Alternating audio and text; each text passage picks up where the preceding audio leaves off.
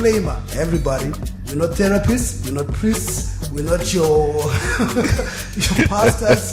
So if you need any good advice, please ask your mama, ask your daddy, ask your teacher or your lecturer. We just three grown-ass men just saying. Just saying. So the topic for today, understanding how men love. How do men love? Costa, could you start with this? For me, I think it's provision. I think that's the one word that for me, that's how I show love, to be able to provide. You know? Seriously? Yeah. So okay. What you're saying is that okay. So you're saying the material benefit to your family is how you show your love. Yeah. For me, that's it. Or is it just everybody? Is it every man, or is that what's expected of the man? Because look, for me, this is how I see it. I feel like over time, you know, life goes up and down. You know, some days things are good, some days things are bad. But at the end, there's like a scorecard, you know, and people have short-term memory. Right. You know, you can do something nice for someone. You can talk to them well, treat them good, all of that lovey-dovey stuff. But say maybe it's 10 years down the line, whether you're dating and if there's nothing tangible. Because you're putting us into a difficult position. Okay, so then tell me this, bro. How are you different from a blesser? How are you different from a blesser then? I'm official. Yeah, you got a point there, Ash. Because are you saying there has to be a checklist with receipts and My receipts are kosher, guys. No, you know what? Do you know what the thing is? Do you know what I realized? Men and women have different checklists for this love thing. yes. Isusu manje checklist yedu ndeyekuti like what Costa says. I think I agree with him because it's the only measure you can say murume anoda mukadzi wake because you know he provides for his wife because if you love somebody you provide for them, right? But then checklist yacho manje yasiyana manje the woman's checklist includes other things than just provision, my guy. You get what I'm saying? So you are provider and waiters or but then pachasuka stage you right, everything's reformed then, but he's not here, he's not around, he's not showing me love anymore, quote unquote. Yapa list yachi yake mach. It's not your list, because your list is like, look, listen, if I can provide, I'm doing good. But Jared, no, you must provide and then still be with me 24/7 and then make love to me. Costa says there has to be a record. Yeah. So that you can go back in time and say, I got you a car. Yeah. And I got you this and I got you this. So you're just like a blesser. Look, at the end of the day, like I'm saying, people have short, people forget. You can have the lover boy reputation, you know. Yeah. But Murume Chai, when it comes down to it, I mean, we've been in situations, whether it's at work, at family, there's that one guy when things look like they're falling apart. They say, okay, have we spoken to Ashley? have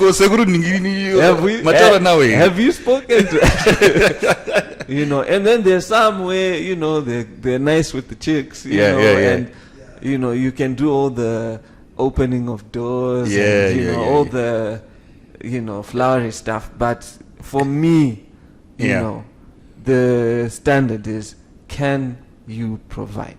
Right, you know, right. Provision includes a lot of things. For me, that word, it's things like protection. Yeah. You know, if I can provide a good house for you to live in, you know, I'm protecting you from the elements. I'm protecting you from, you know, landlord or whoever. Yeah, you know. So at the end of the day, and this is the other thing, I think I got to a realization that there's no balance, you know, and even if you try to achieve it, pane chichatosafa chete. You can't be a provider and do perfectly all those loving all of those things. Pane chimwe chinhu chichato don. Either you choose the middle ground, but then also me personally, I think I'm very ambitious, and I would be so disappointed with myself, 10 years down the line, and I'm not like I'm still worrying about some things that I feel like, okay, this should be standard. Yeah. I feel so pressured right now. November is mental health month. oh, for real? Yeah. Oh, shucks. And I feel so pressured. I'll tell you why. Because it seems I've got to love in a way that is expected of me. I once saw a meme. I think we shared it on our group, where it says, I can pick you up from Warren Park, let's say. I can pick you up from Warren Park, which is like maybe 50 or 100 k's away. I have to buy you chicken in. I have to buy you some fancy drinks, take you out clubbing, and still make you come. I'm like, come on. There's just so much. So many levels. Yeah, you have to go through. And all of them have to be there. Because even if I make you come and I give you the greatest sex ever and I don't drive you, I'm not seen as a man. Or I don't buy food, I'm not seen as a man. Right. I don't have a certain title like managing director, I'm not seen as a man. So, and all of them have to be there. So how men love, is it exactly how you want to love or how you're expected to love?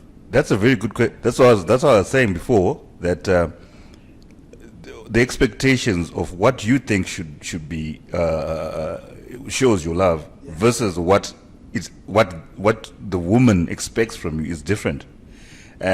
Most times couples get into it blind, and then also turn out discover later on, you know what, this guy, I thought he knew that this is what I need.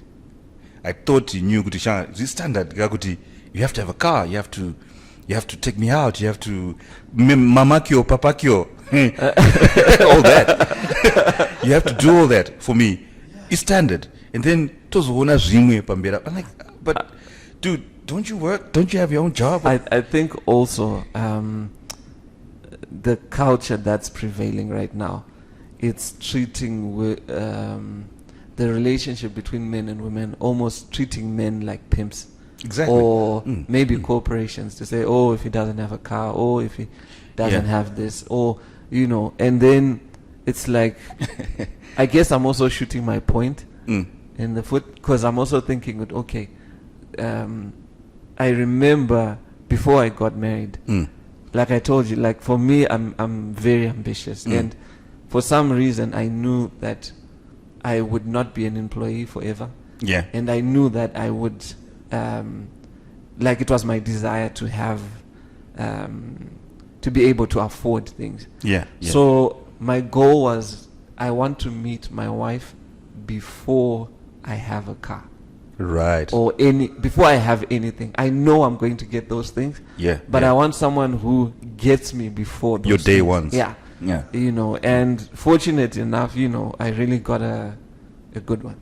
Nah, fantastic. What else can you say on this show? All right, but Costa, what if all this happens when you already have achieved?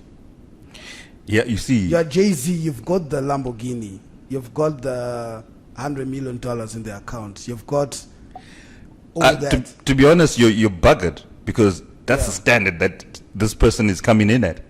And unless you find a proper woman, expect more. Yeah, after That's that, the pressure again. That's the pressure I'm talking about. Where before you even start, there's a checklist you have to go through. Yeah. Before you even start the relationship, you have a checklist to say this guy is he A, B, C, or D. The weirdest thing is, do we have a checklist, as guys? Do we have a proper checklist? There are some things that are given. I think we spoke about this in one of the. We spoke about it, I think. Like for listen, there's Does it include any? The weirdest thing is, does it include any monetary kind of scenario within there? For me, it did, because, and this is the other thing. I once heard someone say something to me which I thought was very profound, which is, you, Ash, I mean the three of us here, can have different opinions of how we live our lives. Yeah. There's absolutely nothing wrong with that. Yeah, yeah. They are just different ways of life. I mean, of course, unless you intend on harming people, but generally, we all generally want to live a good life. How we go about getting the good life is what's different. For me personally, I am not a person who wants a wife who just sits at home. The reason why is, as I was growing up, I've seen lots of families where the breadwinner dies, and it's chaos. It becomes hectic, It's chaos, you know. And for me, I wouldn't want the person I love to go through like something that's hectic like that when I'm gone. So for me, it's like, look, if a bare minimum, if you can get a job, you know, and work, that's fine. But the best scenario for me is if I've got like a hustler chick also. Right. I mean, that also comes with other things. Like, how do you feel about a chick who earns more? Oh, that's another. Well, I agree with you, and about I think as men, the difference between us and women is we've got a more universal checklist. We then define just a few little things. I'm with Costa on. I've always told myself I want a woman who's a hustler who can make her own money. And that's what I got. That's what attracted me to my wife. But speaking to other men over the years, I've realized we all have certain things that are just basic. And when I speak to my female friends, they don't. Like, for example, all men, they'll say this: fuck me, feed me, shut the fuck up. Those three. And put it mildly, men are physical beings, you know, and visual. So you want someone attractive, someone who, you know, gives you good sex. And you also want to eat. That's why most men, not all, are attracted to women who can cook. You know? And then the whole shut the hell up, putting it mildly, you want peace at home. King Solomon in Proverbs, I think, is it Proverbs? I think he mentioned about 6 or 7 times. It's actually a record times. He talks about how something about how I would rather be seated at the ledge of a roof than have a quarrelsome life. Than have a quarrelsome wife. Then in another verse, he talks about how I would rather have drops of rain on my head dripping every single second or something. But Zumengua now, what if your Mfestos now kurongeka? And that kusarongeka kwako is causing chaos in her life, that she is now what can you say? She's reacting to you to how imagine you one, you're not providing, you're broke, and 2 kunetha. I personally, I think I've always been of the notion that men rarely change. How you were in your 20s, the basic of yourself, it's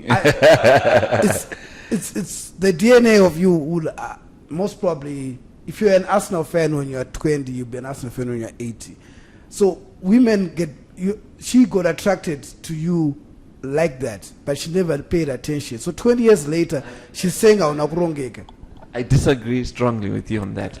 I think one of the problems we have is if you get money, I mean, if you're broke without character and get money without character, Ndoma one. That's how you see someone changing.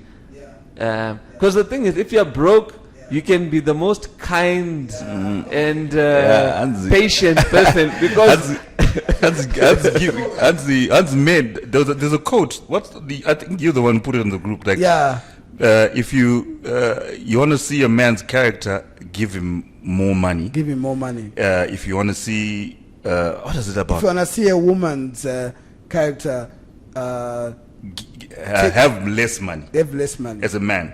So when you don't have money, and you see her true character, and when you have money, you see your true character. Because I've seen people lose their mind in terms of. Costa's got a point there. Yeah, but you see now, when it comes to it, there's something about relationships these days that I don't know. Maybe people are faking it too much in the beginning, trying to show everybody the Insta life when you get into a The whole relationship. microwave generation. You know what I'm saying? Yeah. And then now the real dude comes out when you're married, and then it becomes a whole other level. Ninda got your advice na gogo wangu. She was very simple. It was very, very simple. She's like, mwane mwanangu, usandunzire broiler. What does that mean? Broiler. When you're talking about the wife, broiler, inongomirira kudya kamda. Oh, yeah. You go feed. That's all it does. It's just sitting in the thing. You don't go feed me, give me drinks. So I took that advice, and like you said, you need a wife who can make a plan, even if maybe God forbid you lose you lose your life. So you know, I know kwanza with something. Yeah, you know what I mean? Exactly. And that She won't that just is jump to the next guy who can. No. She'd rather try and do it herself, and before she starts looking for the next man. But I'm still back to my point here. Men love differently from women, and our expectations are different from each other, and we don't tell each other in the beginning. That's the problem, in my own opinion. So now, give us your version of how men love. Or maybe how do you love? Yeah. Please don't get me wrong. Providing is one of them, because real love, you have to be able to share your belongings and everything. You must be willing to share everything that you have as a person. You must be willing to share your vulnerabilities. You must be willing to share your joys and your frustrations. Everything. Nufana share nemun in such a manner that kanari munaribo. Yeah. I was told that for their own advantage, to use it against you later. But provision is one of them, and just general trying to bring peace to your own house and making sure that. Sometimes you don't have what do you call it, a say in, but the things that you have a say in, you must demonstrably put it in a way right. Sure, I'm trying to do this. This is for us. But like what Costa said, one chinchino safa, you can't do all of them. Kawan. You can't be the lover and the hard worker at the same time. But the thing that you're saying, it's like, it's very hard to do. It is what? Even if you have a chick who's a ride or die.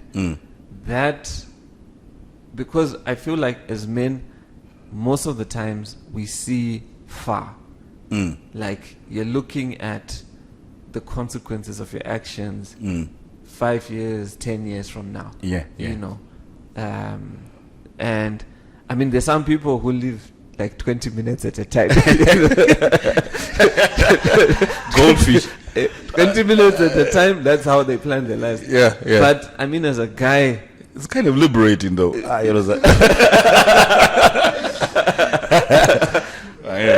But the thing is, as you're speaking, I'm thinking, I had a vision of, Thanos, you have to get all those infinity stones. Yeah. Be able to control your situation. Yeah, I know. It's the thing is, like I said to you, it's not a question of being able to do all those things, Kawan. It's a question of being seen to try at least. But do you know this is the thing? Being a business person, and I can tell you that, like, the way I thought about business before I had a business and when I had a business are two different things. Yeah. And that's one thing. And then there's another thing of running a successful business. That's a whole different thing. Yeah. And for me, I've noticed it's not always obvious. And the things that you're meant to be doing are not always obvious. And this is the sad part, in that things that are actually beneficial for you going forward and in the future and secure your future sometimes are the things that don't even make sense. And trying to explain, because I feel like I've spoken to a few guys about this, and it's a challenge that they have where they have a vision to say, okay, this is where I want us to be in 5 years. But for us to be there, it means we're not buying clothes every time. Certain sacrifices, you know? I know, exactly. I know Mary just got the latest iPhone. You're going to have to get by with your Android for the next 3 years. You know, we're not going to be driving the fanciest car. We're not going to be, our kids are not going to go to the fanciest school. And even this, just the whole school and kids thing is like, that's another time bomb.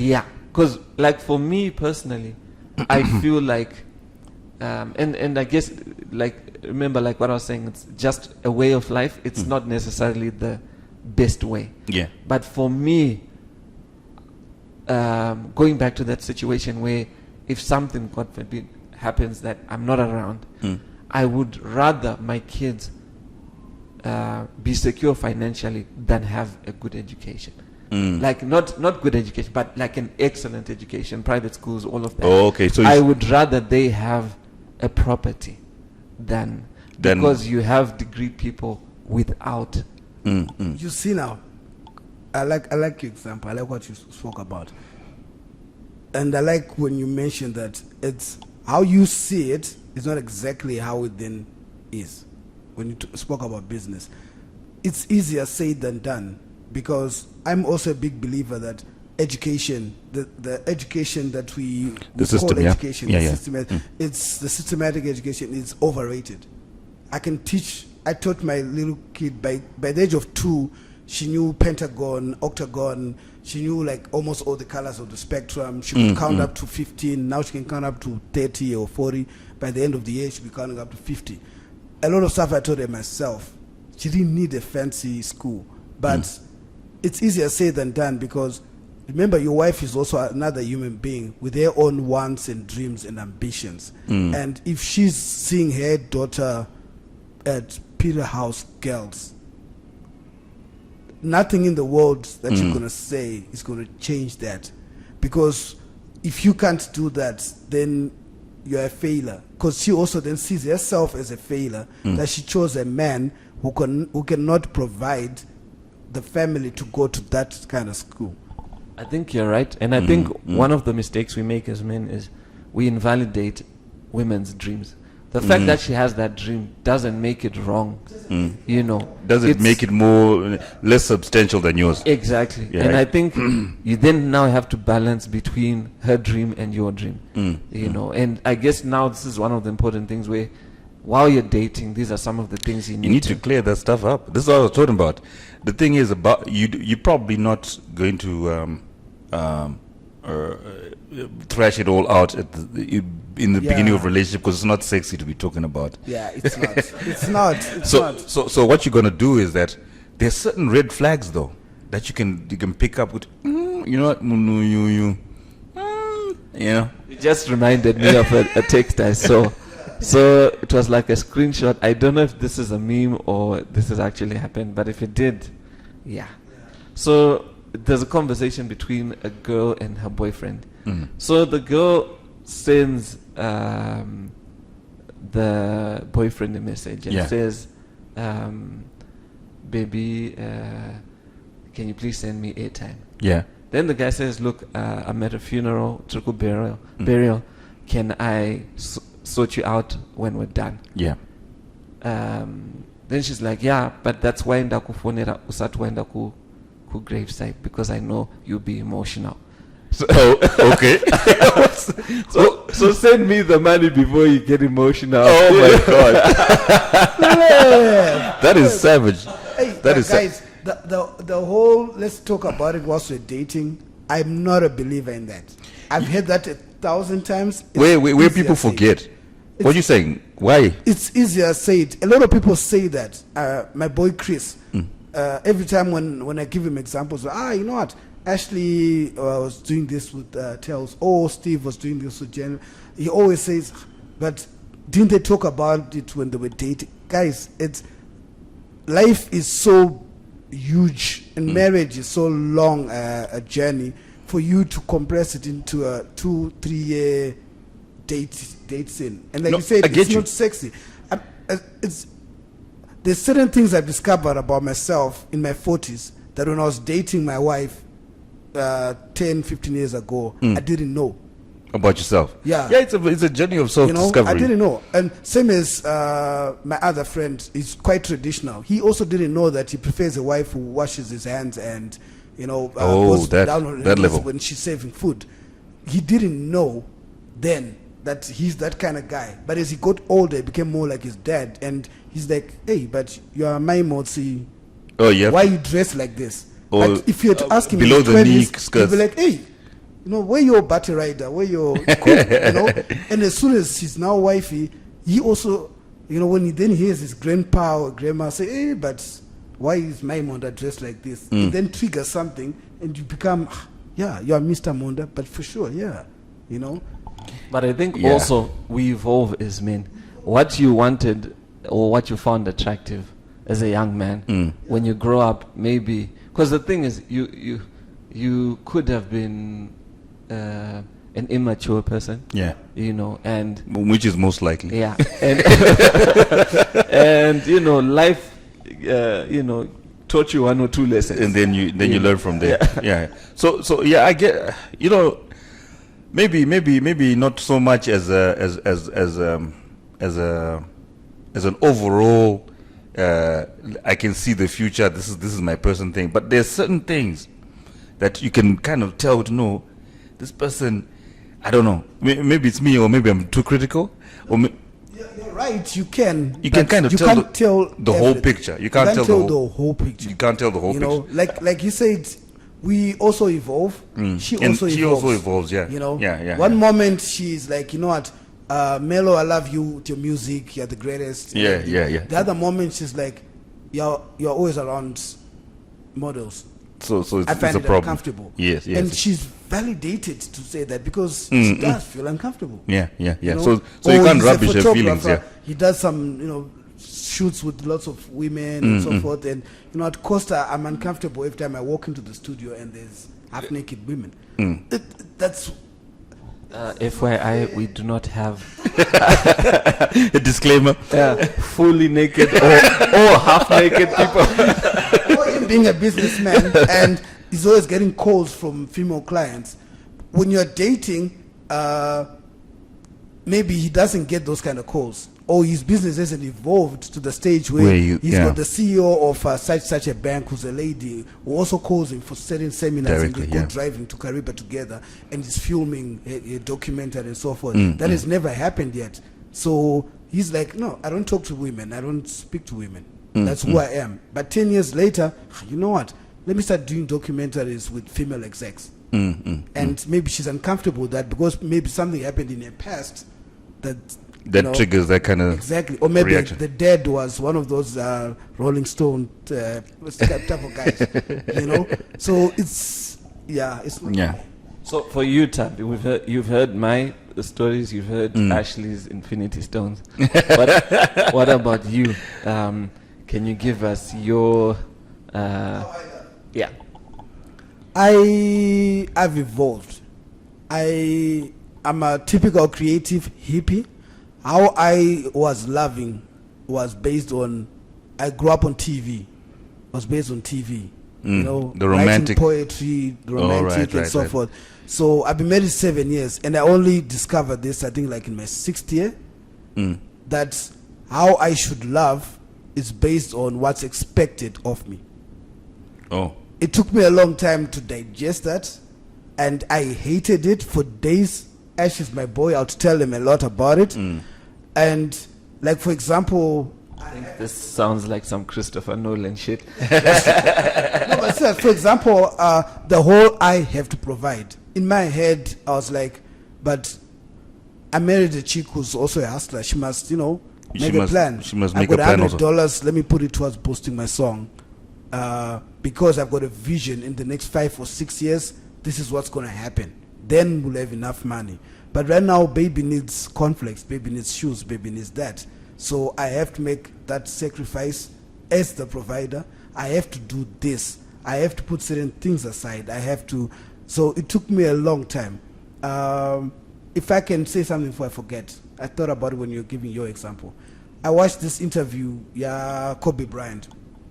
He was talking about the whole Mamba mentality, philosophy of his. And the host, the interviewer, then said, but as you're doing all this, the whole waking up in the morning at 3 a.m., working out for 4 or 5 hours, where's your wife? And doesn't your family suffer? Right? And he said his family suffered, but this is what he did to manage the whole politics. He calls it like a social investment type of thing. Because a lot of times Costa said it when he said we talk about our dreams, and we don't mention your wife's dreams too. She's got her dreams. She also wants a kid to be a Peter House. She also wants this. He also wants that. He said he did a pact with his wife and said, give me 5 years where I want to achieve A, B, C in my basketball career. Just give me 5 years. What it then does, it also makes you accountable. Because a lot of our dreams and our visions, Mellow wants to be this superstar musician. He wants to be the biggest creative in the world. He wants to be the most influential African creative. They're all, it's just open-ended. It's open-ended. It doesn't have fixed times, right? So, because then what does it mean for the family as you're going through that? So he gave himself 5 years. He sat down with Vanessa and said, 5 years. I want to do this. I want to win so many championships. I want to do this. I want to do this. That's why when he then had that torn ligament, at 38, he retired. Not because he couldn't say another 2 years heal and then start back again. But he said his 5 years was almost up. Because what it meant is, you know how it is. All of us are married. Imagine waking up at 3 a.m., going to the gym for 4 or 5 hours. That means she's waking up to nobody to snug with. In the morning. It's a big thing. It's a big thing, Apparently. And he's not doing school run. He's not doing school run. He's not going to his daughter's volleyball training, the school recitals, all that stuff. Yeah. But he's achieving. And in his mind, I'm making millions. You guys are driving fancy cars, you're going to private schools. But know that your dream, you are the one who wants to be like Michael Jordan. We just want our dad. So after 5 years, he then started doing the whole animation thing and being almost a stay-at-home dad. She then started doing hair stuff. Right. He started doing school run. He started going to school recitals. So it became more a partnership. Yeah, you need to have a pact. Exactly. So it really hit me when I watched that. I think it was last year, October. It then thought personally, as much as I thought I was loving my family, but I was just being selfish in a lot of things that I was doing. Where I was like, I want to do this. I want to release that album.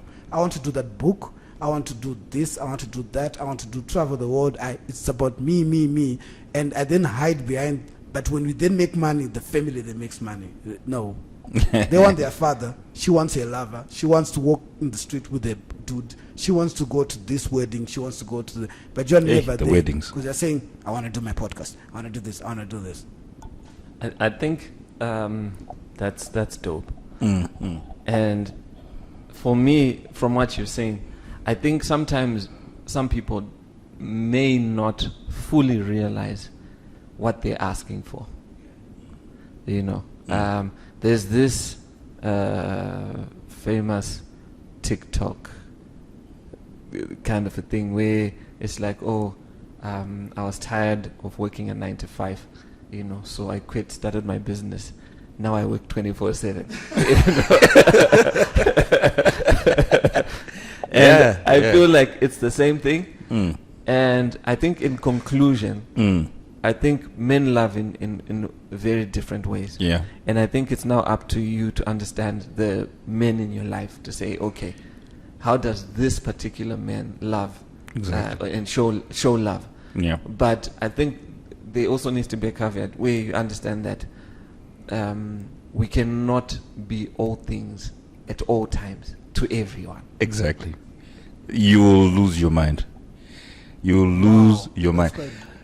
That is so profound. The thing is, what then breaks most men and then makes them mentally break down is the fact that they don't have anyone to talk to about this, because men have got this pressure. It's unwritten pressure that once you have a wife, everyone's looking at you, obviously, because ndiwa decide kuenda ni mombe I'm taking this woman I'm going to provide for A, B, C, D. But we need we need a little bit of slack to say, sha, munaru try. You may not, like what the example you gave, you may not have to have the latest, the 13 Pro iPhone this year. Please, but bear with us, we're trying. Asingadi kuti mukadzi wake aone zvinhu zvese zvakanaka ndiani. You know what I mean? So giri bit.